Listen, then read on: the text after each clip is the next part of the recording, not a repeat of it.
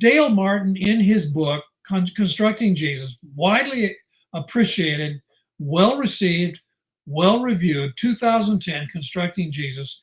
At the end of chapter 3, his chapter on Jesus' self-understanding, he says this, quote, I'm quoting him on page 304, we should hold a funeral for the view that Jesus entertained no exalted thoughts about himself.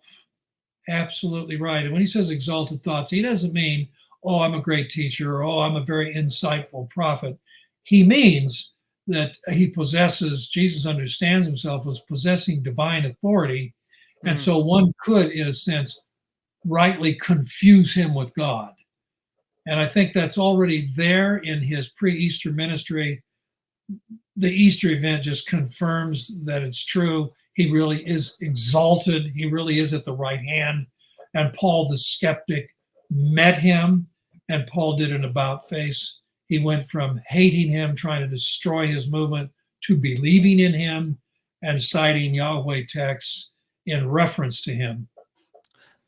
All right, guys, welcome back to the Take a Closer Look podcast. I'm your host, Ryan Cataldo, and today I have the honor of being joined again by the prominent scholar, author, speaker, and professor of Christian origins at Houston Theological Seminary, Dr. Craig Evans. Dr. Evans, thanks again for doing this. I really appreciate it.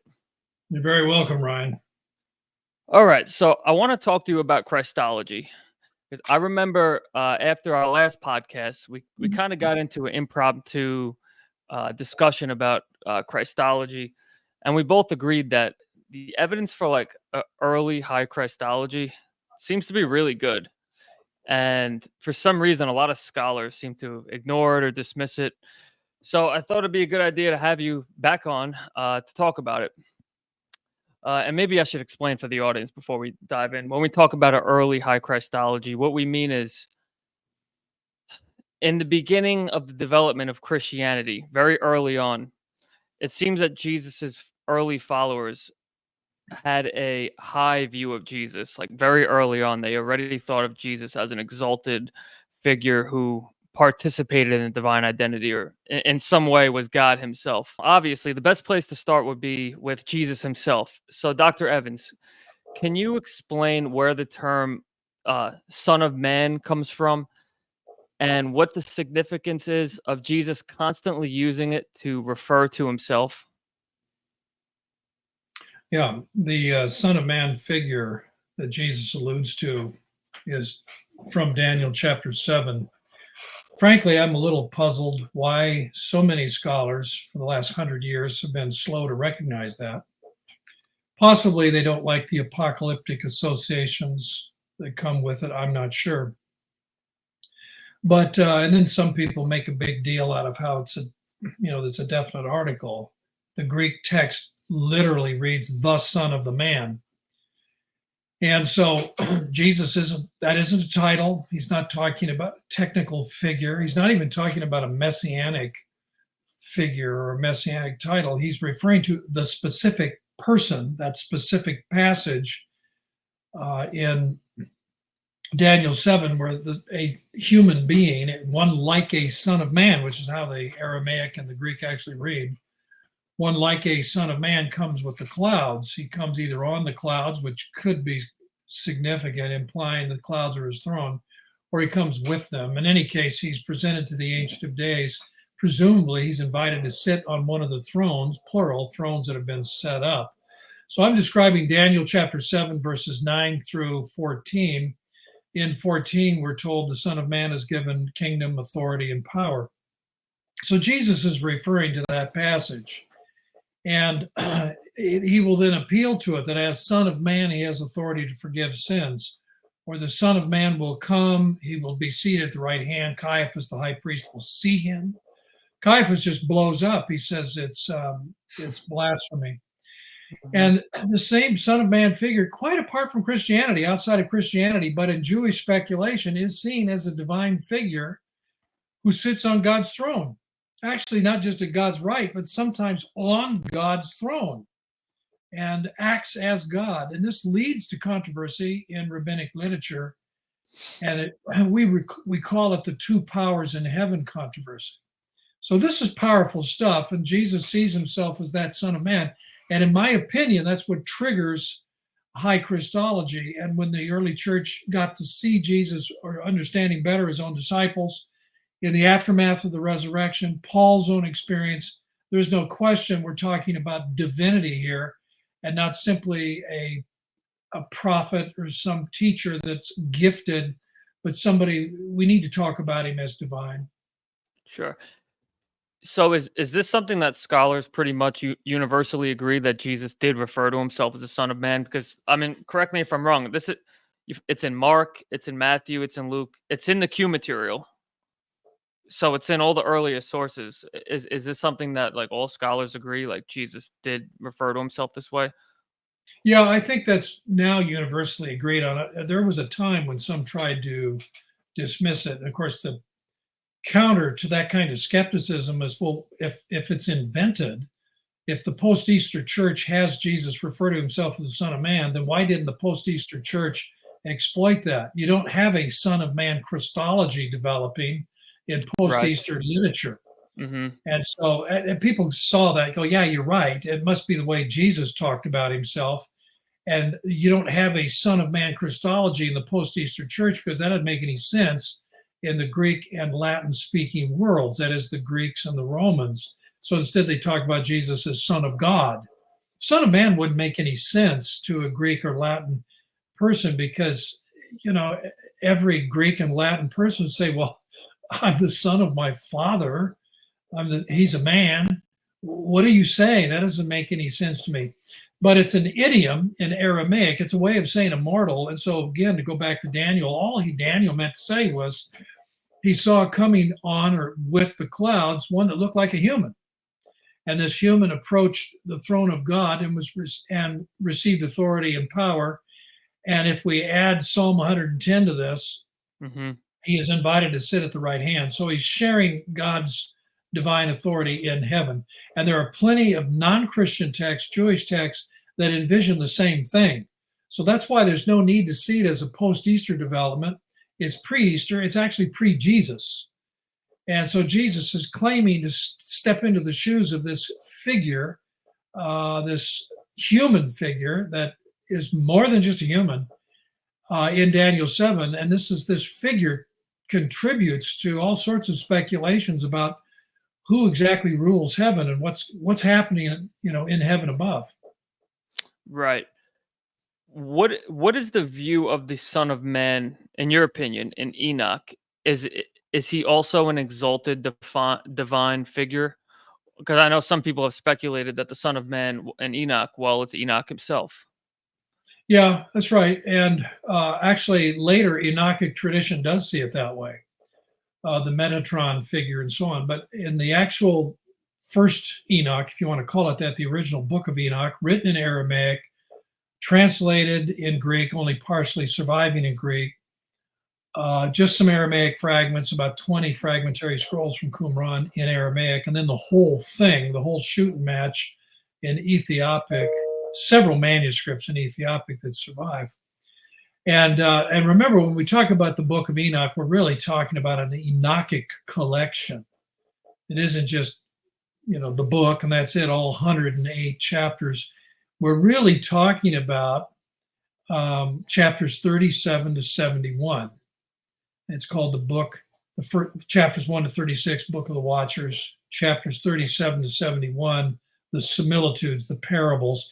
And that's where the Son of Man figure shows up repeatedly. He's called the Messiah. He's called the elect one. There's talk of him sitting on the throne of God. Kings are brought before him in fear and trembling and bow before him. This part of Enoch, we don't know when it was written. Most say probably the last 2 or 3 decades of the 1st century BC. So in other words, it's a rather newish part of the Enochic cycle during the time of Jesus's ministry.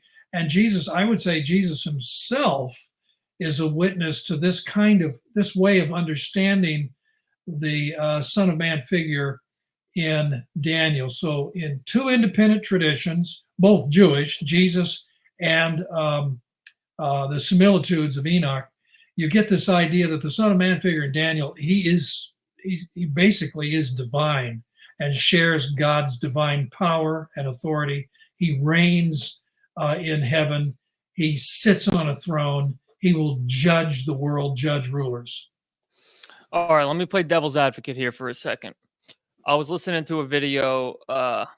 It was an interview of Bart Ehrman interview, and the interviewer asked him, "Well, did Jesus claim to be divine?" And he brought up the whole Son of Man thing, and Dr. Ehrman said, "Yes, he's the Son of Man, for example, is given authority to forgive sins, but Mhm. so are the priests, and so are the disciples. So why? I guess my question is, why does it mean that he's God just because he's given authority to do certain things by God?" Yeah. Well, I think there's a little bit of a semantic misunderstanding. If anybody can forgive sins, then what Jesus says isn't particularly controversial.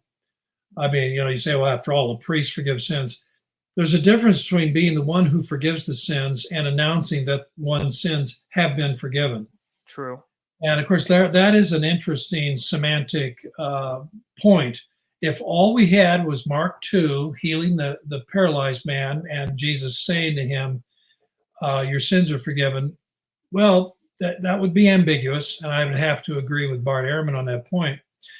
But what Jesus says is that you may know that the Son of Man has authority on earth to forgive sins. That changes the picture. The high priest, Caiaphas, or his father-in-law, Annas, they can't say that. They can't say, well, I'm the Son of Man figure in Daniel 7, and I've been given authority, and among other things, I can forgive sin. That's going a bit beyond that.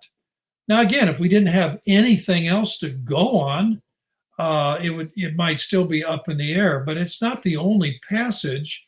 Jesus talks about Son of Man elsewhere. He talks about being seated at the right hand of God himself. Caiaphas reacts as we should expect him to react. If he thinks Jesus is nothing more than an ordinary man, a troublemaker, sort of a prophet, kind of a teacher, but otherwise nothing more than that, then I can understand him shouting and screaming and saying blasphemy and tearing his robes when he says, I'm going to be seated at the right hand of God.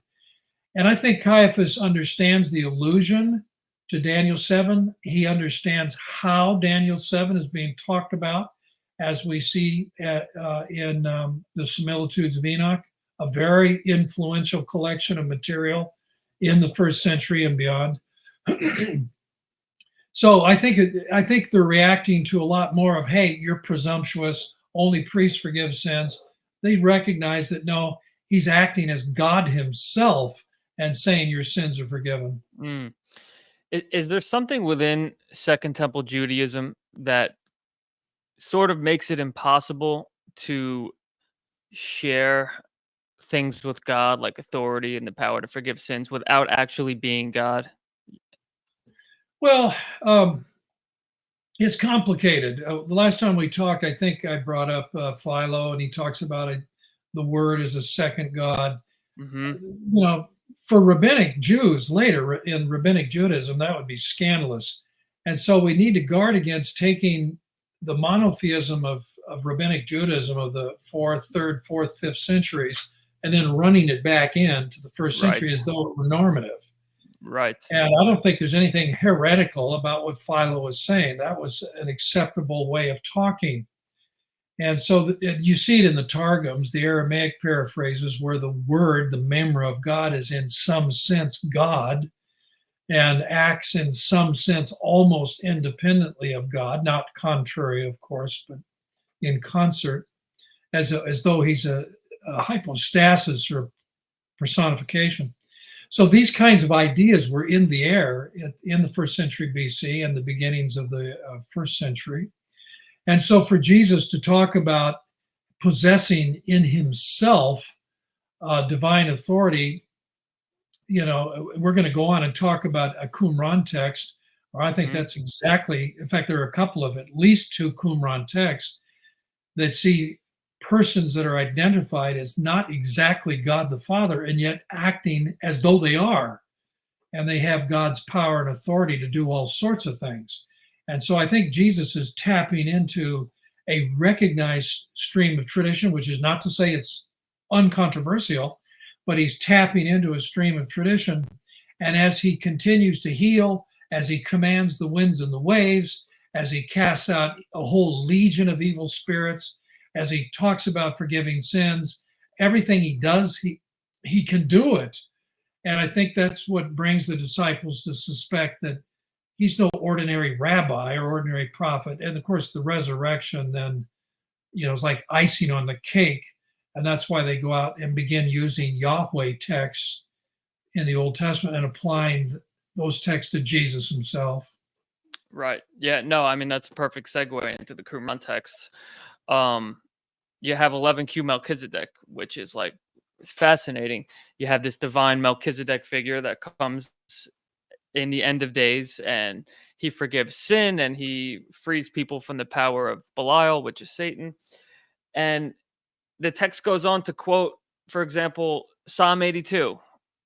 God holds, judgment in the midst of the gods, and then says it's Melchizedek, which is fascinating. So, and I've, in my opinion, the Dead Sea Scrolls don't get brought up enough when we talk about Christology, and I'm not sure why, because it does seem like they have a lot of significance for understanding how the early Christian movement could see Jesus as God. So what do you think of some other examples where the Dead Sea Scrolls impact our understanding of Christology? Well, let's explain for a moment the significance of 11Q Melchizedek. That's from Cave 11. It's document 13. It's also called Melchizedek. And that's because Melchizedek, the Genesis 14 figure, who's also mentioned in Psalm 110:4, he's the character of what survives. Keep in mind, we're talking about only what survives. It's column 2, little pieces of column 1, few pieces of column 3, but it's mostly column 2. And in column 2, it's a Jubilee proclamation. It's related to Leviticus 25:13, the Jubilee where debt is forgiven. In Aramaic, debt and sin, same word, choba. And so you get that play. I mean, is it my debts that are being forgiven, or is it actually my sins? Jesus has that same play when he speaks of the woman who's a sinner in Luke chapter 7. But to me, what's just stunning, it isn't just that Melchizedek is able to defeat Satan. That's a big deal, to say I can defeat Satan. We have a ranking angel in the book of Daniel who's delayed by by a satanic angel. Well, Melchizedek doesn't have any trouble. He defeats Beliar, he defeats Satan, he defeats his allies, he forgives Israel's sins, he heals people, and he actually takes the place of Yahweh. We actually have that in a quotation in 11Q Melchizedek. Isaiah 61:2 is quoted, the acceptable day of, and it's supposed to be Yahweh. But in the Qumran text, the prophet is announcing the acceptable day of Yahweh, of Melchizedek. So that's mind-blowing. And here's a text. This is in the library at Qumran. Yep. Qumran didn't write this text. They inherited it. They kept it. They thought it was okay. Mind-blowing. And if we go to 4Q 521, again, this is another text. Qumran didn't write it. And by the way, it's significant to say this means its Christology is not limited to Qumran. It's a Jewish text that's floating around in the 1st century BC. Qumran has no objection to it. They put it in their library. What does it say? It's fragmentary, but one of the big fragments starts off by saying heaven and earth will obey his Messiah. Then it goes on to talk about people that will be healed, the blind will regain their sight, the oppressed will be liberated, the oppressed will have good news proclaimed to them. And scholars have, like John Collins and others, have rightly recognized this is Psalm 146, verses 6, 7, and 8. Well, if you go back to that psalm and look at it, it's a Yahweh psalm, and it's praising Yahweh for creating heavens and earth and opening the eyes of the blind and healing and the oppressed and proclaiming good news. Well, my goodness, what this Qumran text is saying is that God's Messiah will be obeyed by heaven and earth, and he will do the very deeds of Yahweh. Right. And then you turn to Jesus's ministry, and John the Baptist is wondering, are you really the one to come, or should we look for somebody else? I'm still in prison. That's why he's asking. And Jesus tells the disciples, go back and say to John, tell him what you're hearing and seeing, and the blind regain their sight, etc. He replies in language that reminds us of 4Q 521. He hasn't read that text, but it's the same kind of way of speaking, alluding to passages in Isaiah and Psalm 146. So it's a Yahweh reply. He said, I'm doing the works of Yahweh. I'm doing what Yahweh does. But then he stills the storm. And what does the disciples do? They say, who's this that he even stills or commands the wind and the waves? Well, that's heaven and earth obeying his anointed one. This is extremely high Christology, and we haven't got to Easter yet. So this is pre-Easter in the public ministry of Jesus. Jesus answering John, who's in prison, publicly speaking and saying things that people find astounding, that point to a very exalted Christology. And that ties in with what we were saying a few minutes ago with the Son of Man. Right. So the reason I think Jesus may be not explicitly quoting 4Q 521, but in my mind, he must be referring to a specific belief that is tied to the Essenes, because it's not like the things he lists to John, just happen to parallel the things listed in 4Q 521. We know they're both taking things from the prophet, right? Like the blind receiving sight and the good news and the poor having good news preached to them.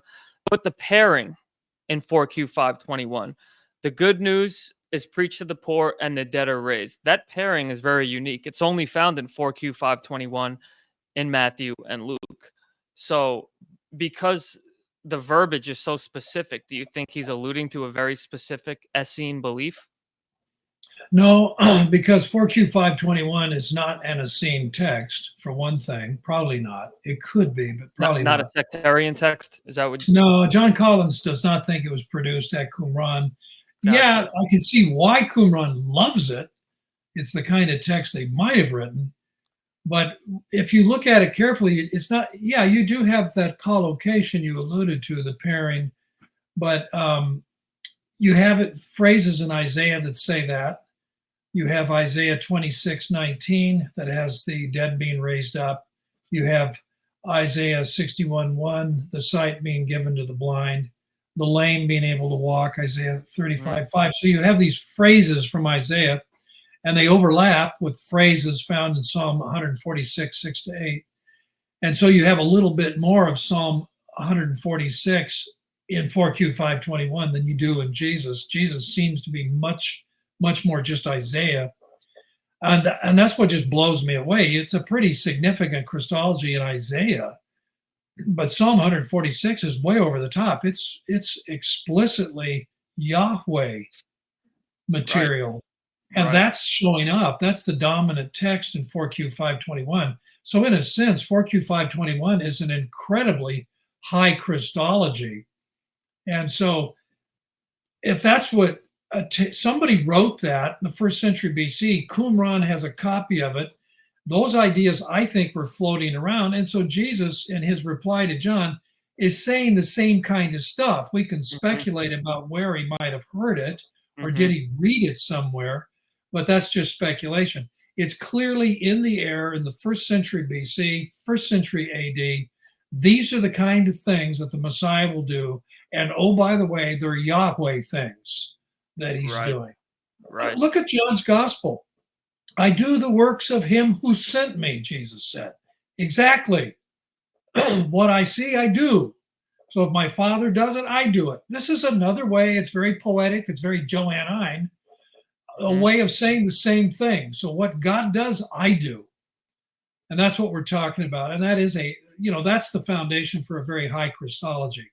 And that's why Paul, who was a Pharisee, a very strict monotheist from a Jewish point of view before his conversion, that's why you can say, well, it's Christ who intercedes for us. That's why you pray in the name of Christ. That's why he uses Yahweh texts and applies them to Jesus. It's because he sees it. He realized, and Paul's converted a year or so, a year and a half at most after Easter. So he's a very high Christology guy right from the get-go, as was the early church. Yep. Yeah, it boggles my mind that so many scholars still hold to an evolutionary model of Christology. You know, you have a low Christology in Mark, and then it gets a little, higher, and then you got the Logos in Well, Ryan, John. let But me interject here. Scholars are funny, and you'll see jabs at them sometimes. They'll say, well, everybody knows this. Well, except maybe New Testament scholars. And the historians, the real classists like to poke fun. But I will defend the scholars. Prior to the discovery of the Qumran text, we didn't know about this kind of stuff at Qumran, at a theologically conservative movement, presumably very strict in their monotheism, presumably having no interest in Greco-Roman paganism and polytheism. And then we find a text like 4Q 246 talking about a Jewish redeemer, an eschatological figure from a Jewish king who will be called Son of the Most High, Son of God, the Great One who will rule forever. And Jimmy Dunn said, that's reflecting Daniel 7. I think he's right. So, and then you have 4Q 521, 11Q 13, which we've been talking about, and other texts could be cited. And so I think that shook up 100 years of skeptical scholarship that reaches back into the 19th century that just assumed, evolution was the thing, right? Darwin and everything. Right, Everything right. evolves, right? The history of religion school. And then we find out that Qumran in the first century BC was entertaining a rather exalted understanding of the eschatological redeemer, the Messiah. So I think that just jarred scholars enough to say, if Qumran could imagine this, why can't Jesus? Why can't his followers? Why do we need 100 years of evolution post-Easter to come up with a high Christology? The other thing that 4Q 246 shows, it parallels the four things the angel tells Mary in Luke chapter 1. He'll be called, Son of the Most High.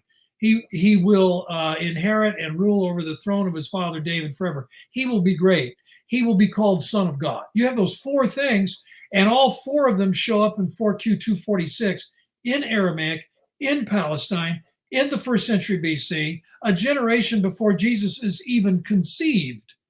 And so this just blows apart the old German skepticism that the idea that the Messiah is going to be called Son of God or Son of the Most High, that had to come from a generation or two of interaction with the Greco-Roman world post-Easter. No, it doesn't. It's pre-Jesus in Aramaic. Nobody needs to bump into a Greek text in late first century to think of that. It's already in the first century BC before Jesus is born. So the discovery of Qumran really jolted New Testament scholarship. That's why, for example, I'm getting a little bit ahead of us, but this is a good time to mention it. Dale Martin, in his book, Constructing Jesus, widely appreciated, well received, well reviewed, 2010, Constructing Jesus.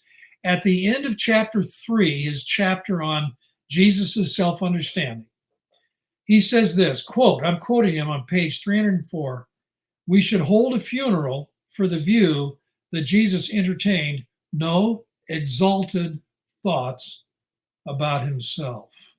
Absolutely right. And when he says exalted thoughts, he doesn't mean, oh, I'm a great teacher, or oh, I'm a very insightful prophet. He means that Jesus understands himself as possessing divine authority. And so one could, in a sense, rightly confuse him with God. And I think that's already there in his pre-Easter ministry. The Easter event just confirms that it's true. He really is exalted. He really is at the right hand. And Paul the skeptic met him, and Paul did an about face. He went from hating him, trying to destroy his movement, to believing in him and citing Yahweh texts in reference to him. Right, right. Do you think the self-glorification hymn at Qumran supports the idea that Jesus actually thought of himself as an exalted figure who would also suffer? Because you have this combination of suffering and exaltation in the Qumran text, which is fascinating. And the self-glorification hymn specifically, It's written in the first person. I mean, we don't know who wrote it. Maybe the teacher of righteousness. Who knows? I mean, it's fun to speculate, but we really don't know. But whoever wrote it says really interesting things like I dwell in heaven amongst the gods, right? And then my glory is comparable to no one, and then goes on to say goes on to apply the language of Isaiah 53 to himself. No one suffers like me either. So, I'm high, I'm in heaven, I'm higher than the angels, yet I'm suffering immensely. What do you make of that? I mean, I just find is that not a really interesting precursor to Jesus and possibly the way he imagined himself? Yeah, I think it potentially is. We have to be careful about being dogmatic about it for the reasons you just said. We're not real sure who's speaking. Maurice Maillet, the French scholar who initially published it, that text, 4Q491C, as it's usually referred to, and then there are some parallels elsewhere in 4Q. He thought it was a song sung by Michael, a ranking angel. Others said, no, angel's not going to boast about, knowing stuff and sitting in heaven. That didn't seem right. So most agree it is somebody that ostensibly looks like a human being, one like a son of man, who boasts about the fact that he is seated in heaven among the angels, and when he speaks, nobody contradicts him. That's really claiming quite something. In the rabbinic world, everybody's got an opinion and they argue with each other. This guy talks. It's like the old E.F. Hutton commercials. Everybody stops and they listen. You don't contradict this guy. Now, it's a braggy thing, and in my mind, it sheds a lot of light on what Paul says in 2 Corinthians 12. He is so annoyed with the Corinthian Christians who demand to hear stories about miracles and special visions and experiences. Then they'll take you seriously. And Paul says, okay, I don't want to do that. I'd prefer not to brag, but you're such a case. I have no other choice. So he says, I know a man, and so he's third personing himself, and he ascends into the third heavens, and he saw stuff that's just stunning. In fact, you're not even permitted to repeat it. And so for me, the self-glorification hymn sheds a lot of light on Paul, because I suspect the person that's talking at Qumran, I could be wrong, but he's, like you said, a teacher of righteousness, perhaps a leading figure at Qumran. And he is saying, you can't contradict me, folks, because I've been to heaven. I got it straight from the horse's mouth. I know what I'm talking about. And that's probably not the Son of Man figure who sits next to God. I could be, but I'm inclined to think the parallel with Paul is probably the closer one. Gotcha. So yeah, like a heavenly ascent type text. Yeah. Interesting. Okay, Dr. Evans, I'm sure you're familiar with Richard Hayes's work, right, on intertextuality? Of course. You're right, of course. Okay, so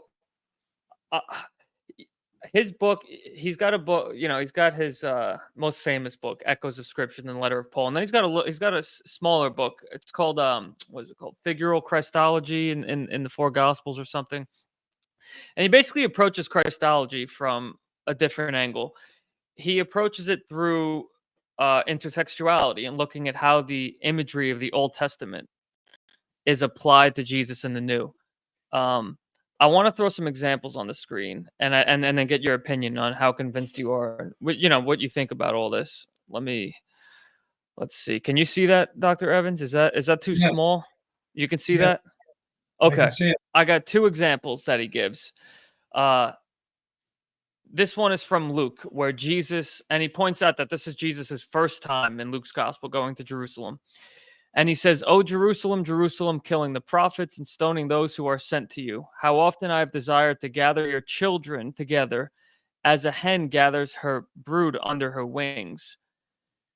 And Hayes argues that this is alluding to various passages in the Old Testament, the ones I got on the screen, Deuteronomy 32 and Psalm 91, where Yahweh is depicted metaphorically as a bird, protecting his people Israel. And he argues that by creating this intertextual link, Luke is basically saying that Jesus is the embodiment of Yahweh.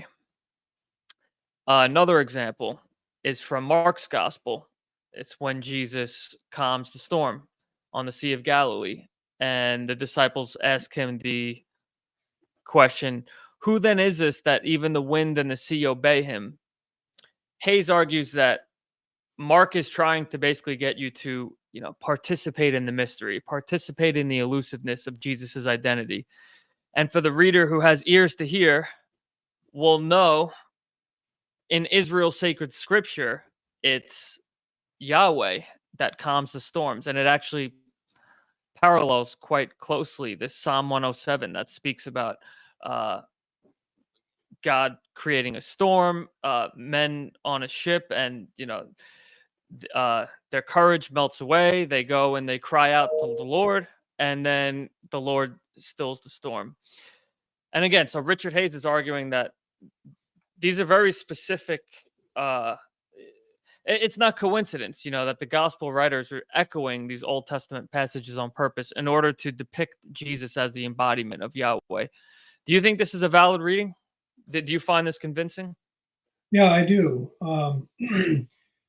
What you find in the Gospels are elusive, indirect. What you find in Paul is explicit.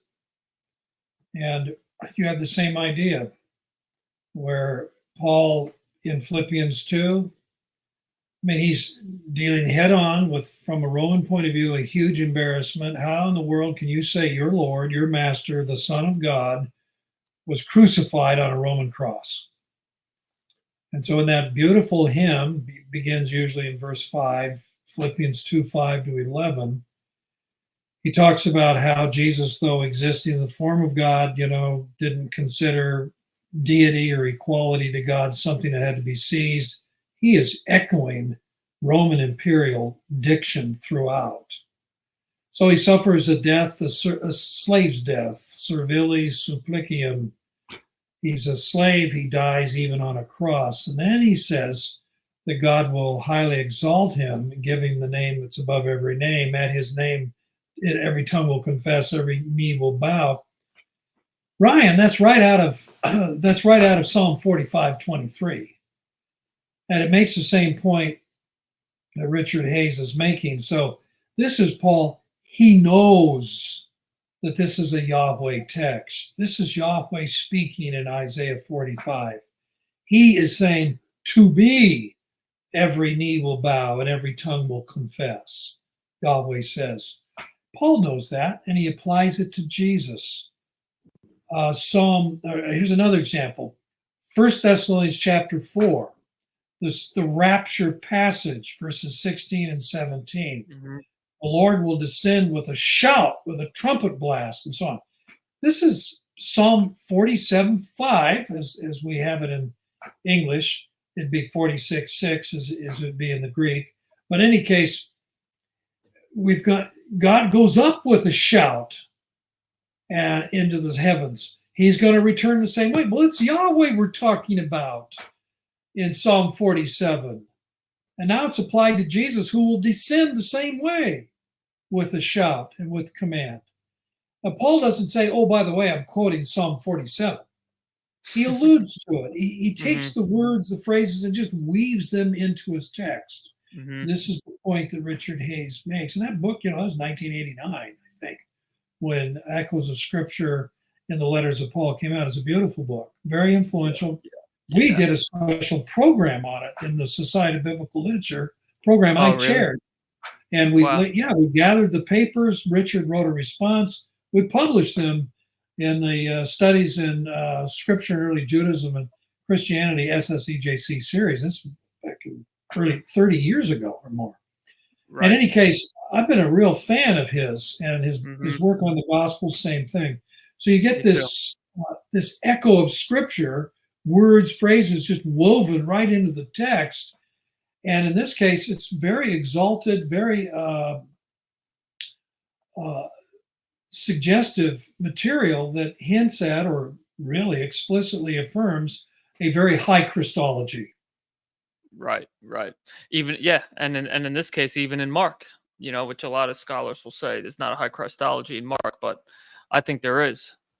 Um, Well, the Roman emperor wanted to prove, Caligula strung together some boats across a harbor, and he rowed, across them on these planks. And he said, "Now I can do what Poseidon does." Wait, it's ludicrous, but he was able to claim that he drove across a body of water. That's what God does.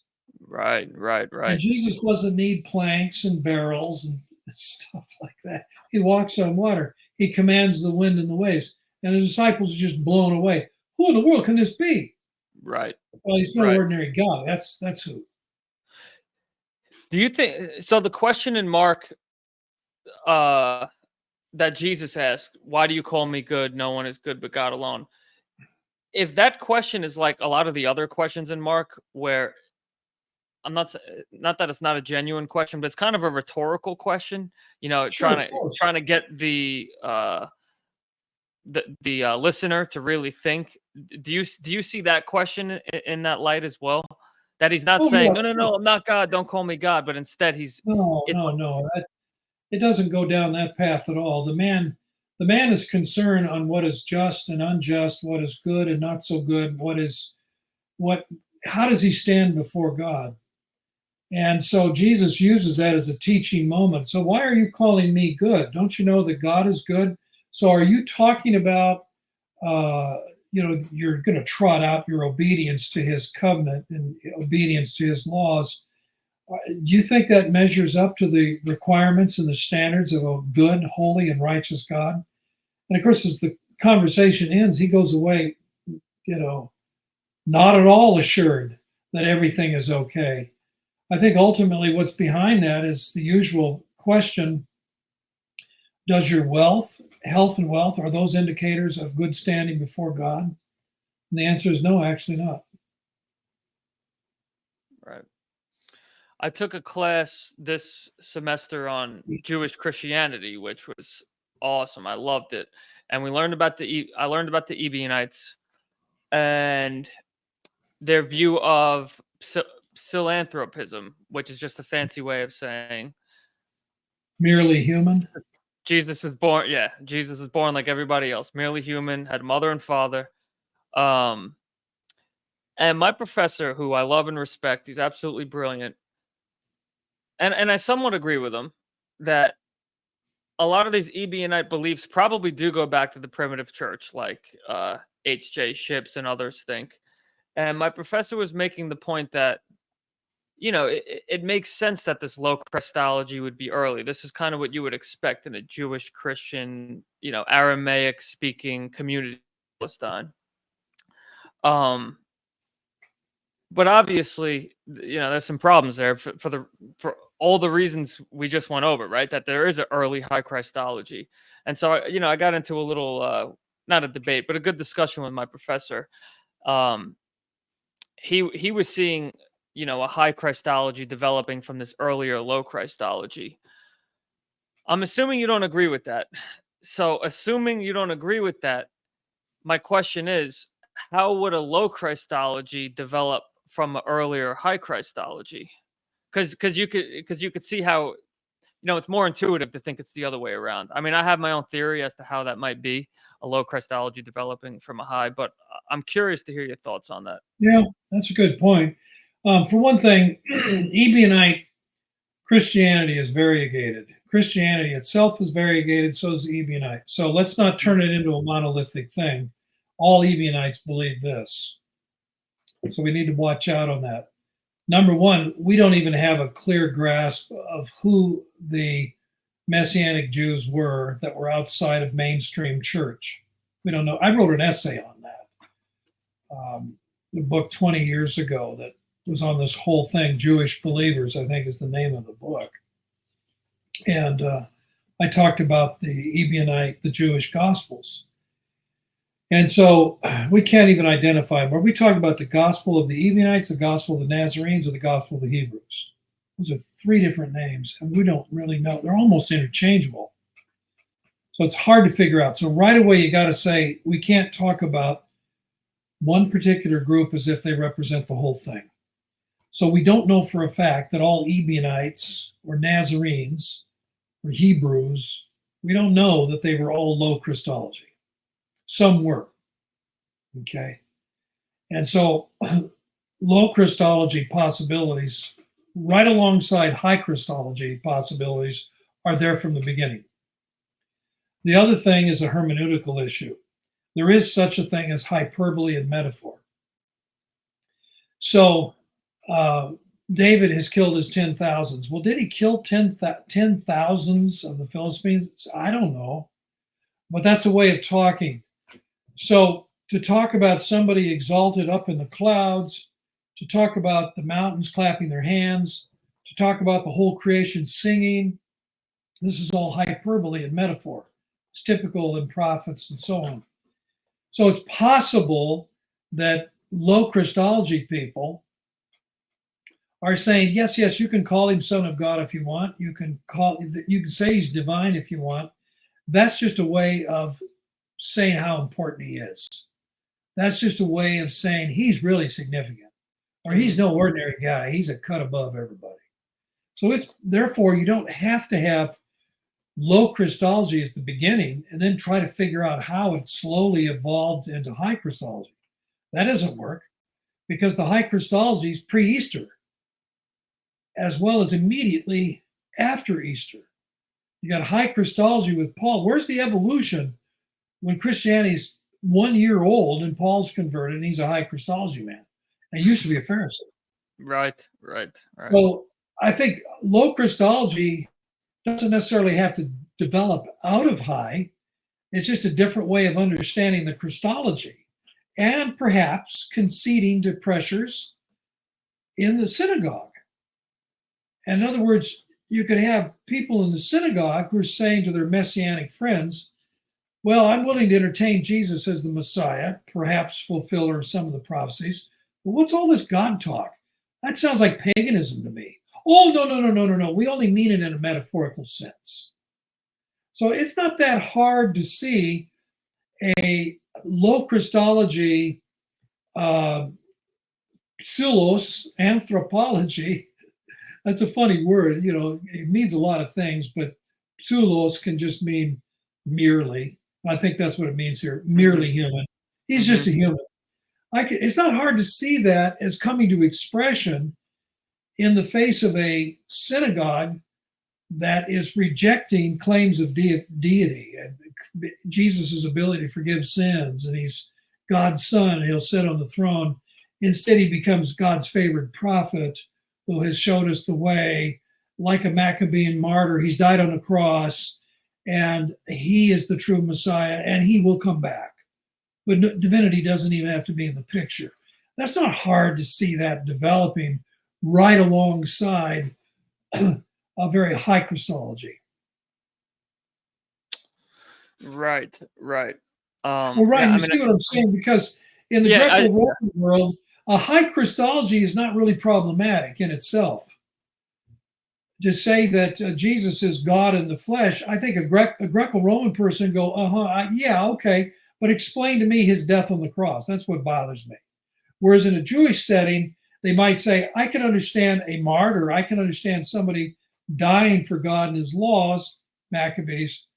But what's this about him being divine? That's controversial? Isn't that kind of rivaling God's own unique authority? Right. So I can see those two streams side by side, one developing in a predominantly Jewish setting and one developing in a predominantly non-Jewish setting. Yeah, I just wonder how the lower Christology would develop if the early church leadership was all on one accord. You know, I mean, Paul, for example, like you said, just a year or so after Easter, he's a high Christology man. Presumably, the leadership in Jerusalem are high Christology. So, but see, we only know of the history of the early church from Paul's letters and from his traveling companion, Luke. So how broad of a spectrum do we have in the New Testament itself? It's a narrowish slice. And so it's only because some church fathers in the second and third centuries bother to quote passages from these Ebionite gospels. Right. Keep in Right. mind too, Right. Ryan, they only quote the passages that are different. And you add it all up. I've done that. I've done the work on it. You have the equivalent at most of about a chapter and a half of a gospel. And all of that material is where it's different, which presumably means the other 20 chapters or so, give or take, basically are the same. So we Right. are deducing from a handful of quotations from three different patristic sources what could be three different Ebionite type gospels, what Right. these guys believed. Yeah. And the church fathers go out of their way to criticize them where they think they're wrong. And so that, I don't see how you could avoid distortion there. So the Ebionites, there might have only been a few of them who were flirting with low Christology. That could be a minority view. But because that's all we now know, that's all that's been quoted and preserved, it leaves us with the impression that all Ebionites were low Christology people. We don't know that for a fact. Yeah. Yeah. We know some of them accepted the virgin birth, right? And some of them didn't. And the early some of the early church fathers paint them as Gnostics, others don't. So it is hard to figure out what's actually going on. There's a lot of diversity. Uh, Yeah. a Yeah. lot And of of it we course, know from Epiphanius, and he's kind of all over the place. you So have outright, I know what it's, I risk sounding anachronistic, but you have outright heretics. Not all heretics have to be Gnostics or pagans. Some of the heretics can be Jewish and they like aspects of Jesus's teaching, but they think he's a good guy and like a super rabbi, but that's all. right, And then exactly. you get pagan Gnostics. They don't care about the Judaic dimension or the man dimension. All they want is the supernatural part. And the Right, human right, part just vanishes, and you end up with Docetism. Jesus wearing a mask and kind of looking like a human, but he really isn't. So, right. you got the full gamut. Yep, absolutely. All right, Dr. Evans, I got some questions from the viewers. First one, well, this one's actually from my boss. So if you give the answer he wants to hear, maybe I'll get a raise or something. He wants to know, what is your view of the Shroud of Turin? Authentic or not? Okay. I usually don't share my view in a public forum like this, but Fair for enough. you and your boss and the possibility of you getting a raise, I will. Thank you. I appreciate it. Oh, it's probably authentic. Why Mhm. do I say that? I'm not a Catholic. I'm not into relics, and I'm not into hoaxes. But this thing, everyone concedes, the biggest skeptic out there, it's at least 700 years old. Okay? 1300s, something like that. Can't be any younger than that. So, or it might be 2,000 years old.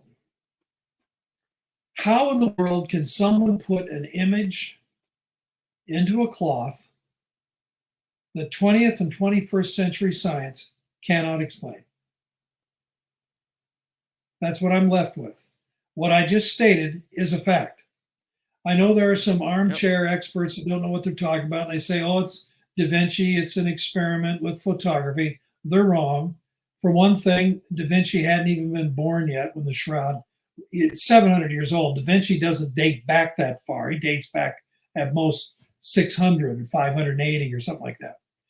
So Da Vinci's not old enough, but there is no photographic light sensitive chemical in the Shroud.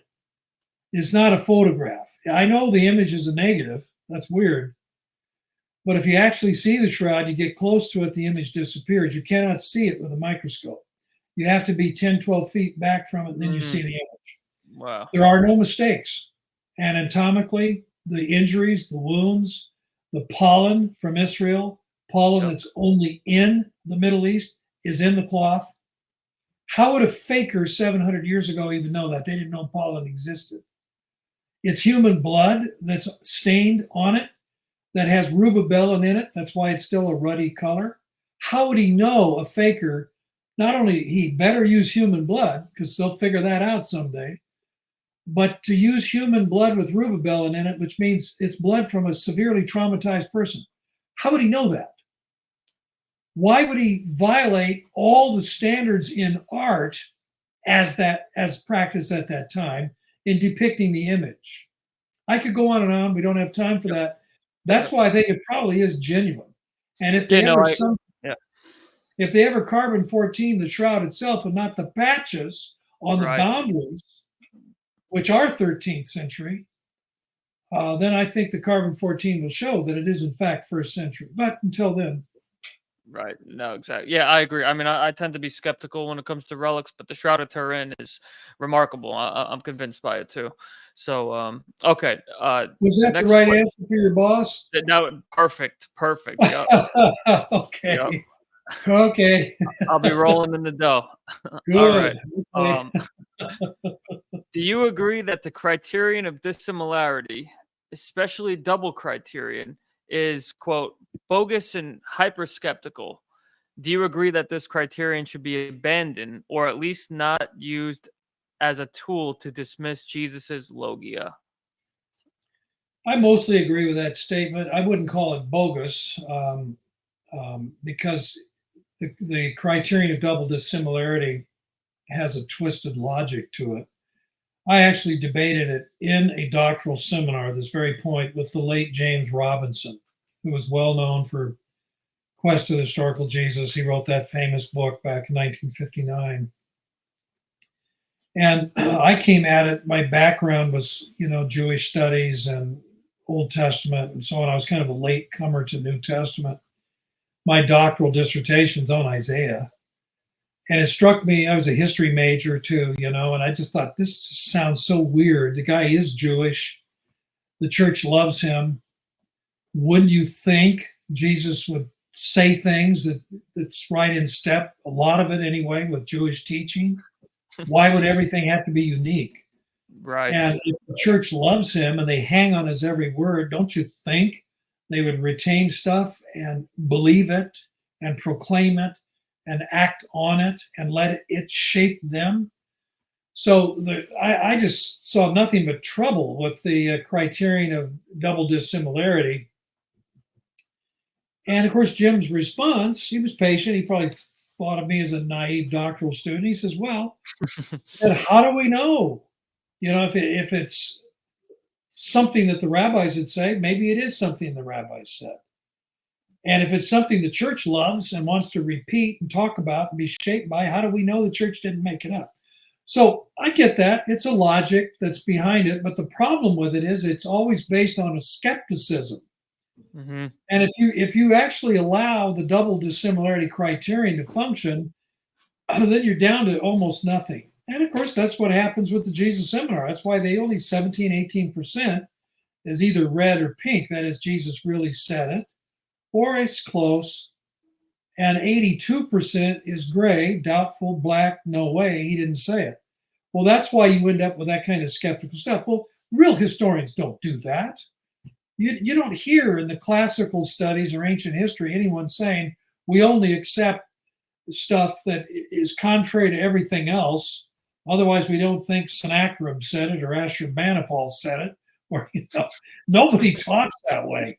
It's only New Testament people. And the criterion of dissimilarity has been bludgeoned in recent years. So I don't think it exerts too much pressure anymore. Not much influence. What is your opinion on the newly found papyrus 5570, the papyrus from Oxyrhynchus, number 5575 of the Gospel of Thomas Logia? Yeah, I love this one. When it came out, I, of course, immediately bought it. I think it's been out a year and a half, something like that, when it was published. So I've read it. It's fragmentary. Here's the thing. This always comes up. I've debated Stephen Patterson for a number of years on this question, how old is the Gospel of Thomas? And so Thomas supporters want Thomas to be dated to the first century. If you can get it into the 60s or 70s, that's wonderful. hopefully no later than the 90s, at least as old as the Gospel of John. That's what they want to do. Trouble is, all the evidence suggests they're 100 years off. It's probably written in the 170s or 180s or something like that. And so if you have a papyrus document that dates to the end of the first century, in other words, 180s, 190s, something like that, probably, and that is P Oxy 5575 is dated to about the end of the second century, then presumably whatever it's quoting is earlier. The trouble is, Thomas is eclectic. Thomas gathers stuff from all over the place. And so just because you happen to have one verse in Thomas, it happens to be Thomas verse 27, if you want to know. So you have one verse that is not exact, but pretty close to 3 or 4 lines in this fragmentary text found at Oxyrhynchus. That doesn't mean the author is quoting from Thomas. In fact, I would argue the evidence suggests he isn't, because we have a whole bunch of lines. Are we to believe that he's got Thomas in front of him, and only when he comes to these particular lines, he quotes some of 27 and then ignores the rest of it? So what's more likely is that we have a late second century attestation of a form of a saying that will also show up at about the same time, late second century, in a document we call Gospel of Thomas. There's one other saying too. It's in one of the Ebionite Gospels, the same thing. Does this prove that, that the Ebionite Gospel has quoted Thomas? The Ebionite Gospel in this particular case, we think dates to about 140. So if it's quoting Thomas, then Thomas must be earlier than 140. No, it's the same thing. We have one saying in a different context that shows up in an Ebionite Gospel. Thomas is quoting stuff from all over the place. Right. So it's likely the other way around. Thomas is like a proverbial vacuum cleaner. It's going around sucking up stuff wherever it finds it, and it could be early stuff. I mean, he's quoting Paul after all. And so he's got Dominical tradition, Pauline tradition, apocryphal, pseudepigraphal stuff all over the map, and is brought together and reflects Syrian Christianity that's elitist and ascetic as it existed in the second half of the second century. That's Thomas, and it shows up everywhere. And so Oxyrhynchus Papyrus 5575 doesn't overturn that. Instead, it is in keeping with this general observation. Gotcha. Yeah, I'm just thinking about that a little bit. Yeah, if anything, it just proves that, that there might have been earlier sayings circulating about Jesus that we don't necessarily know much about, but that, they were used by Thomas, the Gospel of Thomas. Some of them were. Yeah, and we don't have to speculate. We know it. Right. There are over 300 sayings floating around that are agrapha. That is not written in the canonical Gospels. They're in a variety of sources, patristic and otherwise. So there are sayings, and these have been critically studied. They all boil down to 6 or 7 that have the slightest chance of being genuine outside of the canon.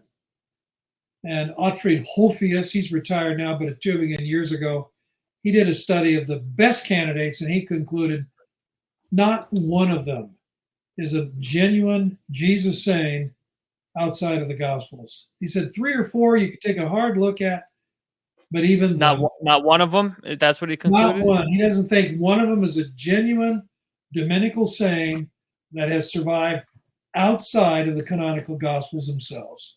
Who is that author? Ottfried Holfius, Hofius.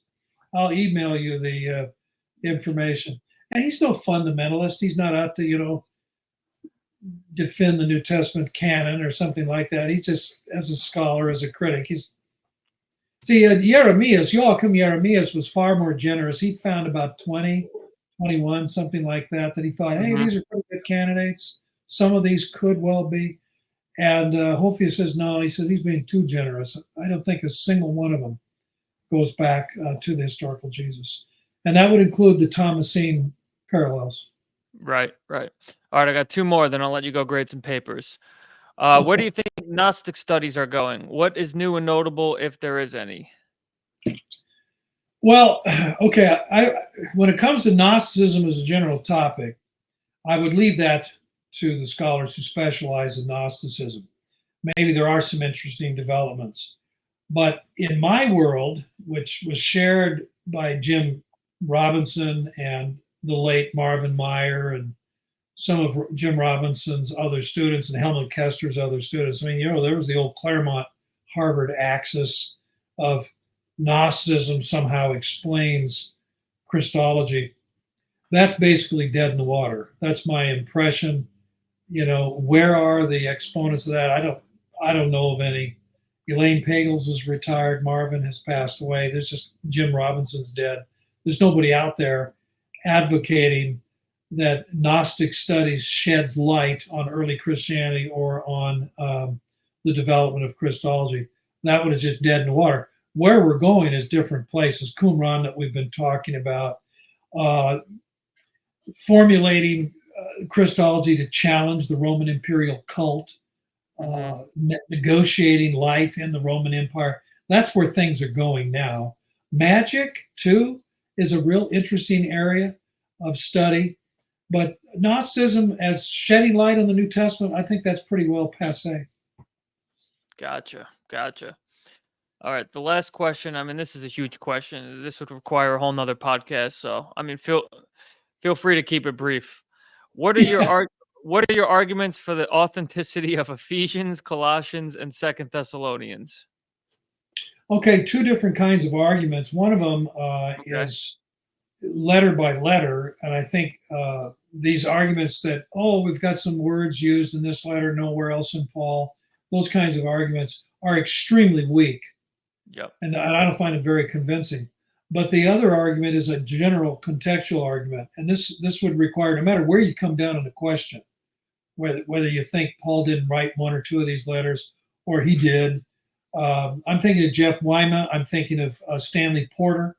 I'm thinking of some of these other Pauline scholars, and I'm not a Pauline scholar, but I know them and I'm aware of their work. And what they would say is, folks, when this stuff was being talked about 150 years ago, that Paul didn't write the pastorals. Hey, by the way, he might not have written Colossians and Ephesians either. Maybe he didn't write 2 Thessalonians. When these expressions of skepticism were being made, the papyri hadn't even been discovered yet. And so the most important, the most relevant comparanda, you might say, the parallel literature, Greek letters that matched the actual way Paul writes, they hadn't been found yet. Well, we have tens of thousands of them now. And so comparative study has greatly advanced. And so some of the theories and the assumptions that were articulated 150 years ago are plainly wrong and out of date. And so this idea that, I can tell Colossians, Paul couldn't have written this. We have such a small sample of this man's mind, his vocabulary, his thinking, his reasoning, an active Christian for over 30 years. And all we have, at most, we have 13 letters. If all of them are by him, that's all we have. And if you reject 6 of them and you get down to just 7, that's a tiny, tiny sample of a man's thought, communication, reasoning, theology over a 3-decade period of time. So is that enough sample?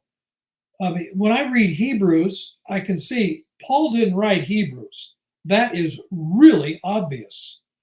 But when I read, and I've read Paul's letters in the original, it's not obvious to me that he didn't write the pastorals. It isn't obvious to me that he did not write Colossians and Ephesians. And by the way, it wasn't obvious to first and second century people whose first language, whose mother tongue was Greek. Mm-hmm. And they've read plenty of letters, and they read those letters, and there's nothing wrong with these, no red flags. Paul wrote these letters. So I am very skeptical of the skepticism as it has been expressed over the years about this question. But I do think we're at a point now, because we just have an abundance of material. We need to go back to the drawing board and just keep looking at these letters and asking ourselves, maybe we're missing something here. Maybe we're being a little too narrow and a little too demanding. And maybe there's no real warrant for this kind of skepticism. So, what is it about the comparative literature that has revealed to us that we may be a little too demanding or narrow? Well, the assumption that Paul used the same scribe, and therefore the Gotcha. vocabulary has to be a certain way. Right, The right, right. assumption that Paul is the only dictator, the only one dictating to a scribe. When he mentions other people at the beginning of his letter, at the end, they may have actually said things written in Gotcha. the letter. So, how much freehand paraphrasing does the scribe have in choosing words? So, when you have this, oh, this phrase here shows up nowhere else in Paul, boy, that's a pretty precarious thread to hang your theory from. When now that we understand better the scribal practices, multi-authorship of a given Okay, letter, and so I on, see. Right, yeah, we just need to be a little more humble and a little more cautious. right, right. Yeah, totally.